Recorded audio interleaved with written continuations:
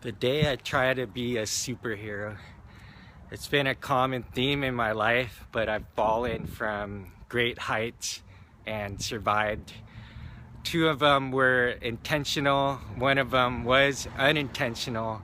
And to make the point clear, I never tried to kill myself at any of those times.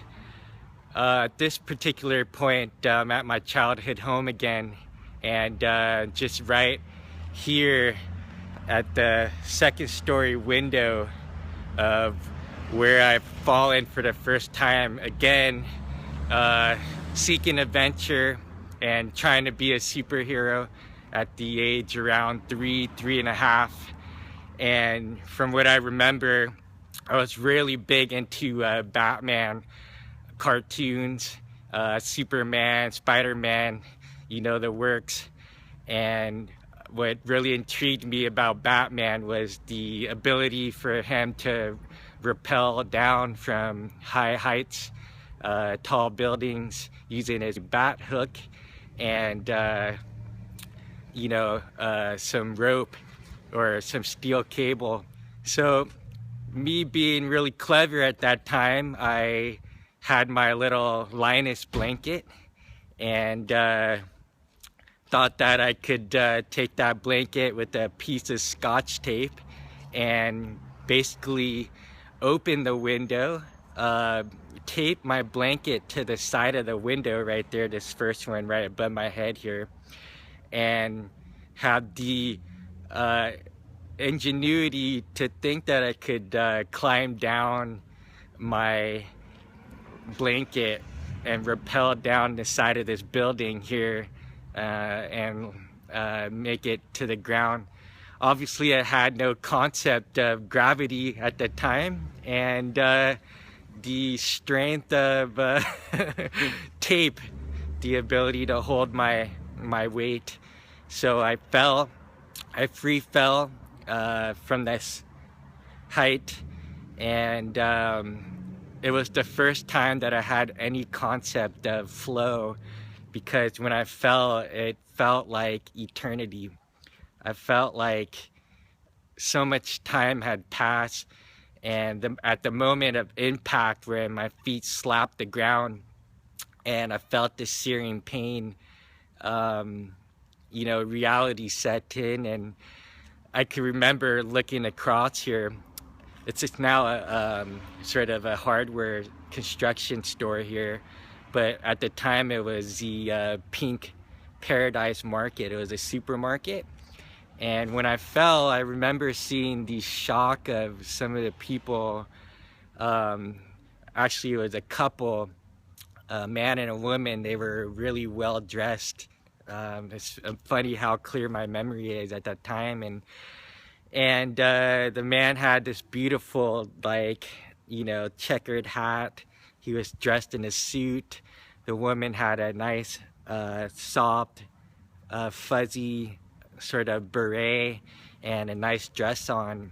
And they were just coming out of the supermarket with their groceries, and they saw this little kid fall from this height here, and they were just shocked. So they ran to see me and make sure I was okay. And basically at that moment, I looked up at the window here, and I saw my grandma looking down in utter shock, and ran out of the house, turned the corner down here, came to me, and at that point, I don't know what it is, but you guys definitely witnessed this with babies. Anytime they bump their heads, they have that look of shock on their faces, like they're feeling pain, but they don't necessarily cry right away until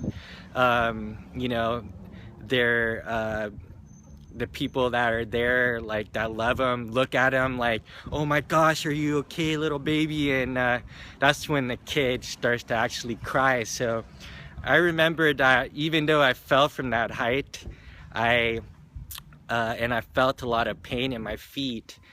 I didn't start crying until my grandma came and was just freaking out. and my poor grandma, she was left to my care. My mom was a single parent, and so she was always gone working, and she left to be with my grandparents, my sister and I, to be watched with them during the day. So my grandma was in utter shock, and that's when I started to cry. And she told the people that she was my grandmother, and obviously they were freaked out. I mean, you know, this little small kid had fallen out of the window.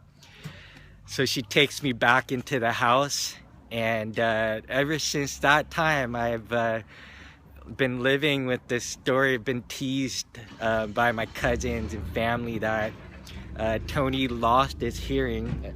I wear a hearing aid because I thought I was Superman and I tried to jump out the window, which was totally untrue.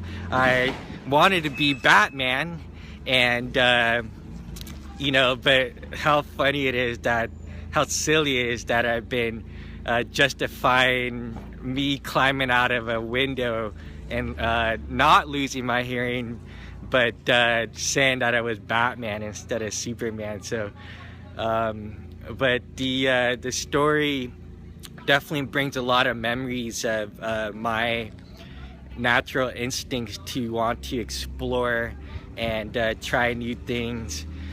Sometimes it gets me in trouble in life, but I've been fortunate to have survived all these incidents. And the very first flow moment that I can recall was falling from this height here, and the sense of time perception shifted, and it felt like I said, it felt like, you know, hours had gone by the time I had impacted the ground.